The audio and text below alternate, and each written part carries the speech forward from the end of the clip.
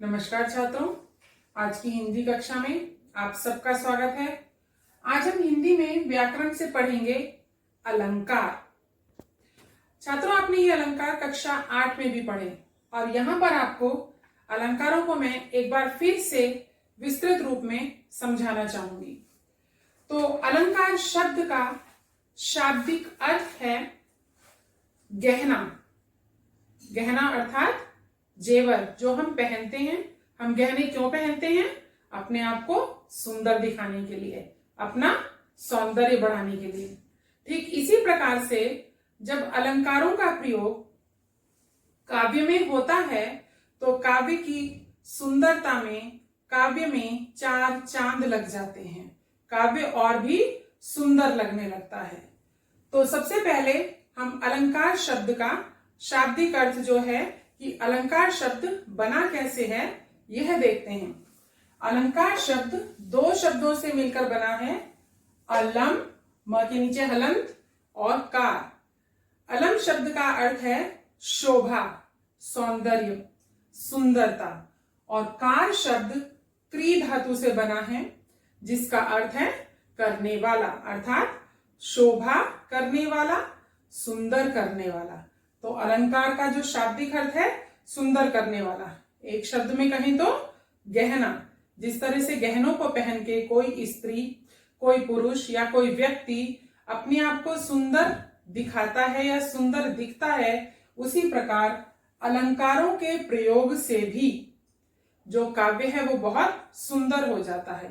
एक बात मैं यहाँ पर और बताना चाहूंगी कि जो कवि हैं वो जानबूझकर अलंकारों का प्रयोग नहीं करते, वरन उनका जो प्रतिभा है, उनकी जो कविता लिखने की शक्ति है, उसी से वो इस तरह से शब्दों का चयन करते हैं कि हम बाद में उसमें काव्य सौंदर्य ढूंढ लेते हैं। तो अलंकार के दो भेद हैं, शब्दालंकार और अर्थालंकार। जैसा कि यहां स्पेलिंग जो लिखी है, जो हिंदी में वर्तनी लिखी है, उससे जाहिर है शब्दालंकार जब काव्य में शब्दों के माध्यम से या शब्दों के द्वारा, शब्दों के प्रयोग से सौंदर्य या चमत्कार पैदा हो, सौंदर्य या चमत्कार पैदा हो, तो वहां पर शब्दालंकार होता है। एक उदाहरण मैं आपको देती हूं अभी आगे चलने से पहले। चारु चंद्र की चंचल किरणें खेल रही हैं जल थल में। ठीक है, इसकी जो अभिव्यक्ति है, इसकी जो व्याख्या है, मैं आपको अलग से बताती हूं जब हम अलग से करेंगे। शब्दालंकार के बाद अर्थालंकार, जैसे कि लिखने से ही जाहिर हो रहा है, शब्द से ही जाहिर है, व्यक्त है कि जब काव्य में अर्थों का प्रयोग इस प्रकार हो, शब्दों के अर्थों का प्रयोग, शब्दों से भी अर्थ नए नए निकल कर आए। तो जब काव्य में अलग अलग अर्थ निकल कर आए और अर्थों का प्रयोग इस प्रकार हो कि उसमें सुंदरता लगे, चार चांद उसमें काव्य में लग जाएं, तो वहां पर अर्थालंकार होता है। तो सबसे पहले मैं आपको शब्दालंकार के भेद बताना चाहती हूं। शब्दालंकार के तीन भेद हैं, अनुप्रास अलंकार, यमक अलंकार और श्लेष अलंकार। और अब हम सबसे पहले अनुप्रास अलंकार पढ़ेंगे।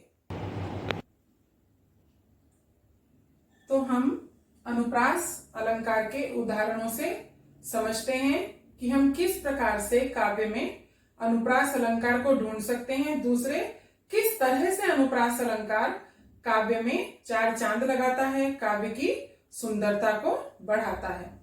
तो सबसे पहले मैं आपको बताऊंगी कि अनुप्रास अलंकार की पहचान क्या है।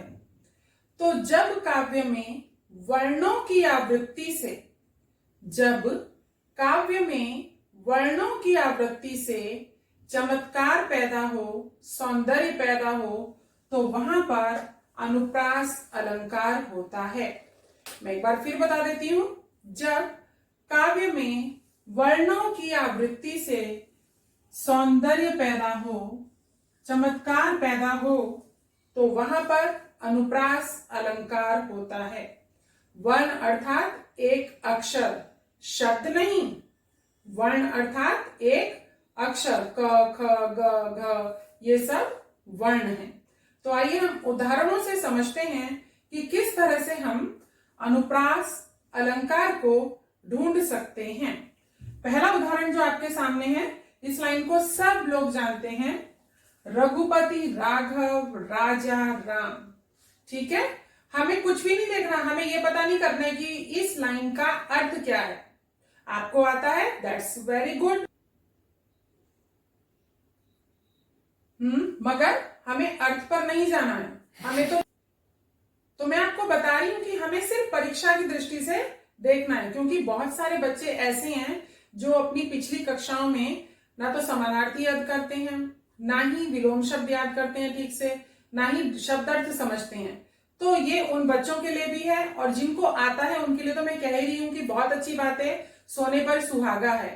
ठीक है, तो हमें यहाँ कहा क्या देखना है कि किस तरह से वर्णों की आवृत्ति, रिपीटिशन, एक वर्ण बार बार रिपीट हो रहा है, एक वर्ण बार बार आ रहा है।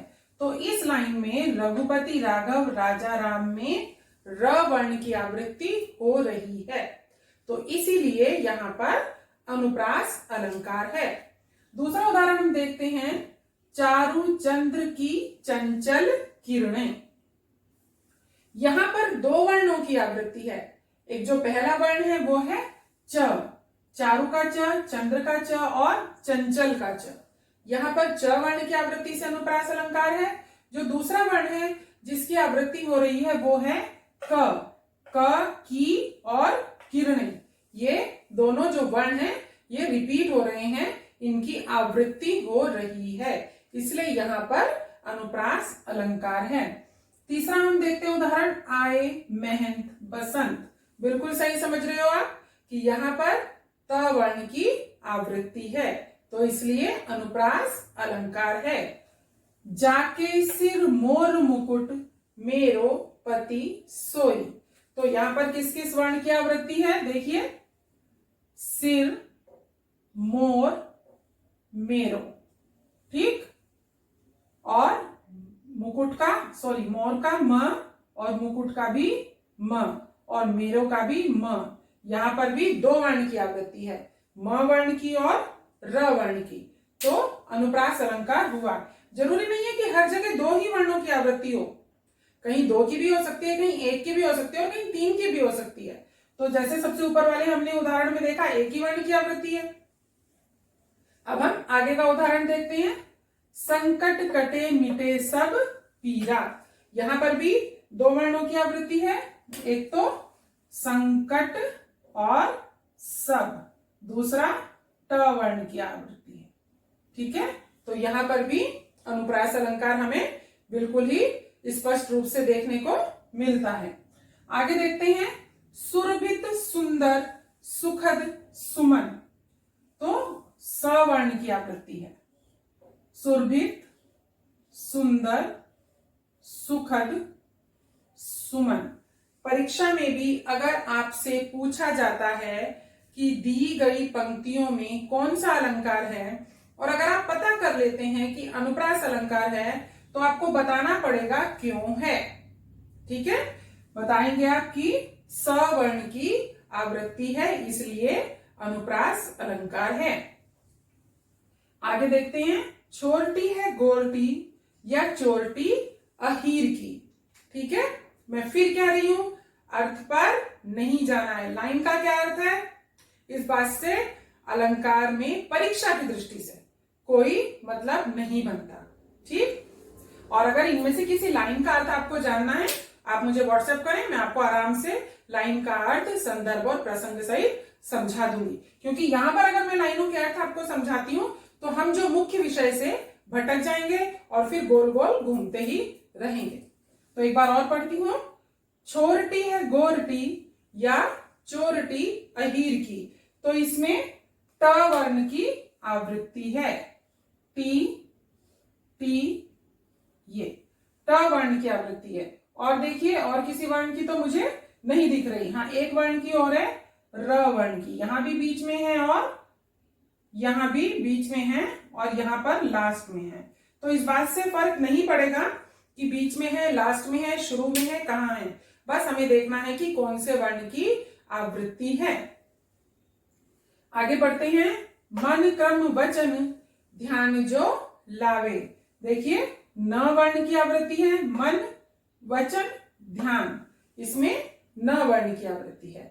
ठीक, अभी ये सारे उदाहरण आप या तो बुक से पढ़ें, अपनी पुस्तक से पढ़ें, इस वाली पुस्तक से, मैंने भी इसी में से देख के लिखे हैं, ताकि आपको अगर यहाँ पर पढ़ने में थोड़ी सी भी असुविधा है तो आप अपनी पुस्तक से पढ़ सकें। ठीक है, और भी अगर आपके पास कोई दूसरी बुक है, क्योंकि लॉकडाउन है और वैसे तो सारे मार्केट में स्टेशनरी शॉप है वो खुल गई हैं, आप आराम से भाषा प्रवाह कोर्स ए ले सकते हैं।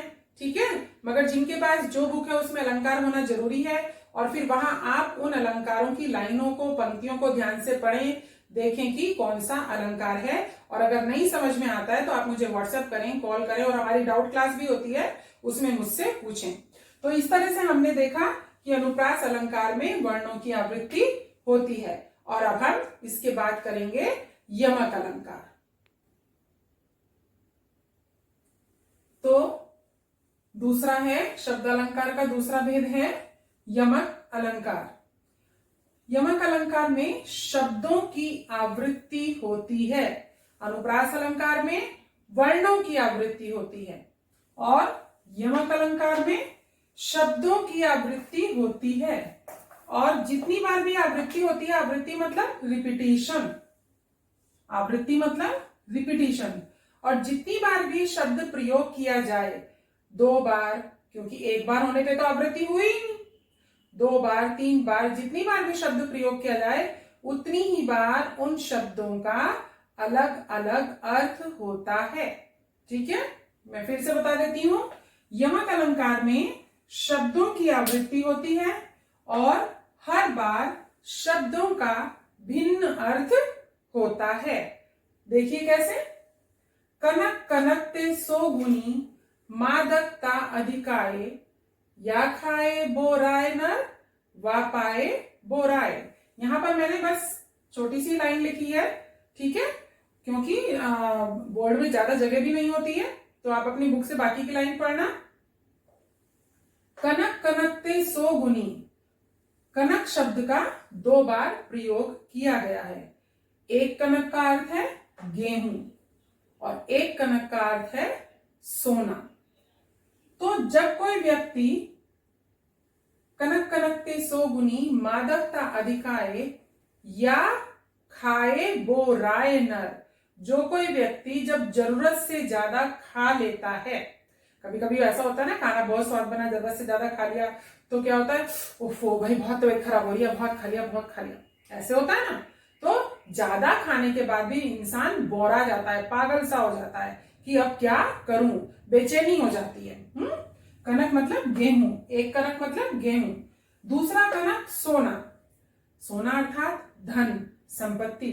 किसी व्यक्ति के पास अगर जरूरत से ज्यादा धन संपत्ति हो जाता है तो वो भी बोरा जाता है। कहते हैं ना, बोरा गया, पागल हो गया है, ज्यादा ही पैसा आ रहा है, मद में अंधे हो रहे हैं। ठीक है, तो यहां पर बोराने का मतलब है परेशान होना, पागल होना, और दूसरा बोराने का मतलब है बहुत ही खाना खाने के बाद जो परेशानी होती है। ठीक है, मगर मेन अर्थ जो है वो है कनक कनक। ठीक, बोराए 2 बार नहीं है, कनक कनक 2 बार है, एक कनक गेहूं, दूसरा कनक सोना। हर बरस बरस दिन आता है। आप देख सकते हैं कि मैंने बरस शब्द 2 बार लिखा है। एक बरस का अर्थ है वर्ष, दूसरे बरस का अर्थ है बारिश, वर्षा, अर्थात हर वर्ष बारिश का मौसम आता है, बारिश का दिन आता है। दूसरा उदाहरण, काली घटा का घमंड घटा। तो यहां पर घटा शब्द 2 बार है, काली घटा का घमंड घटा। एक घटा है बादल, बदली, जब बादल आते हैं आसमान में तो बारिश होती है। और दूसरे घटा का अर्थ है कम होना। ठीक है, जैसे घटाना, डिमिनिश, कम होना। तो जब बारिश हो जाती है, बादल बरस जाते हैं, तो काली घटा का जो घमंड है वो कम हो जाता है। तो एक घटा बादल, बदली, दूसरी घटा कम होना, तो दोनों घटा के अर्थ अलग अलग हैं। तीसरा, जो 3 बेर खाती थी वे 3 बेर खाती हैं। एक बात और मैं आपको बताती हूं, मैंने अनुप्रास अलंकार में आपको बोला था भाई अर्थ मत देखो, बोला था ना, अर्थ मत देखो, मगर यहां हमें अर्थ देखना है। तो जो बात जिस अलंकार के साथ बताई जाए उसको ध्यान रखना। पूरी अलंकार में ऐसा नहीं है कि अर्थ मत देखो, सारे में आपको अर्थों से, शब्दों से ही वास्ता पड़ेगा। तो अनुप्रास अलंकार में हमें वर्णों से वास्ता पड़ा, ठीक। वो बहुत आसान है, बहुत सरल है पहचानना। ये भी बहुत सरल है अगर आपको अनेकार्थी शब्द आते हैं। मैं पहले ही बता चुकी हूं कि जब हम बहुत इग्नोर करते हैं ना 6th 7th में, अरे यार क्या होगा इनका, पता नहीं क्यों याद करने के लिए दे दिया इतना सारा सिलेबस में, ठीक। तो ये आगे काम आते हैं। हर चीज का, हर शब्द का वाक्य के अनुसार, अर्थ के अनुसार ही उसका मीनिंग होता है, अर्थ होता है। तो आगे का उदाहरण देखें चले। जो 3 बेर खाती थी, जब भगवान श्री कृष्ण गोपियों को गोकुल में छोड़कर मथुरा चले गए, तो जो गोपियां श्री कृष्ण के रहने पर 3 बार खाना खाया करती थी। आप लोग भी तो 3 बार खाते हैं, ब्रेकफास्ट खाते हैं, फिर लंच करते हैं, फिर डिनर करते हैं। तो इसी तरह गोपियां भी खाया करती थी 3 बार।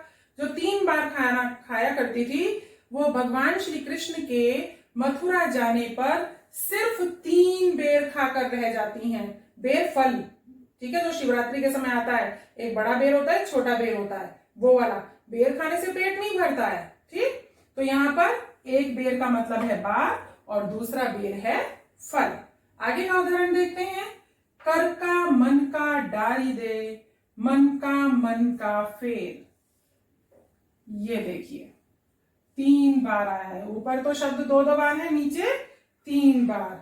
कर मतलब हाथ, जो माला फेरते हैं हम हाथ में, ठीक है। और हाथ, जो माला के दाने होते हैं उन्हें मन का कहते हैं। आपने अपनी दादी नानी को माला फेरते हुए देखा होगा, कुछ लोगों के घर में होगी भी। तो पूजा के समय मंत्रोच्चार करते समय माला फेरते हैं, उस माला के दाने को मन का कहते हैं।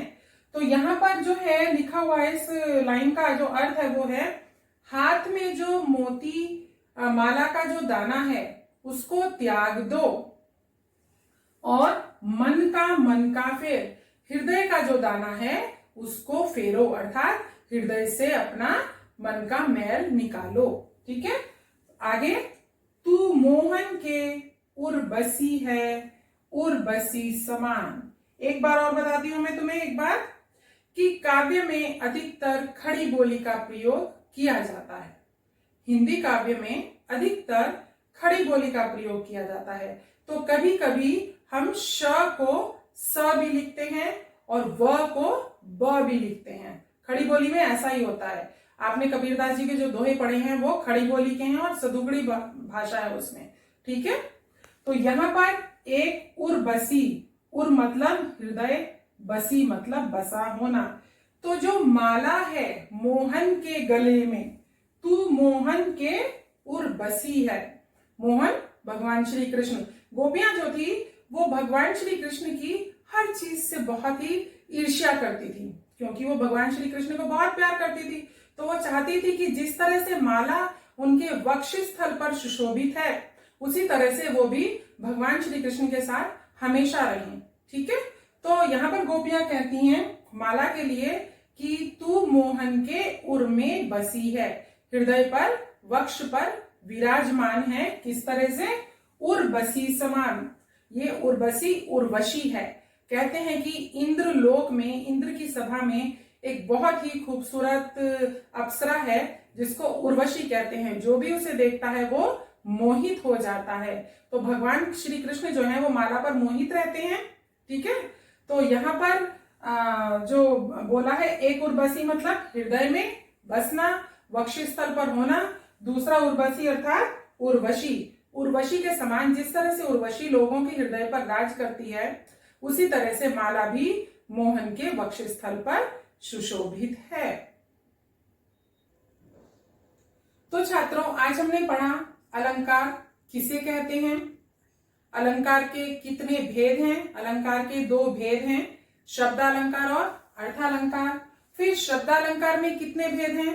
शब्दालंकार के मैंने आपको 3 भेद बताए, अनुप्रास अलंकार, यमक अलंकार, श्लेष अलंकार, जिसमें से आज हमने अनुप्रास अलंकार और यमक अलंकार के बारे में विस्तार से पढ़ा है। आगे की वीडियो में मैं आपको बाकी श्लेष अलंकार और अर्थालंकार के बारे में समझाऊंगी। आज के लिए इतना ही। इस वीडियो को बार बार देखिए, समझिए। जो समझ में नहीं आता है उसको आप डाउट क्लास में या व्हाट्सएप पर मुझसे पूछ सकते हैं। नमस्कार, खुश रहिए।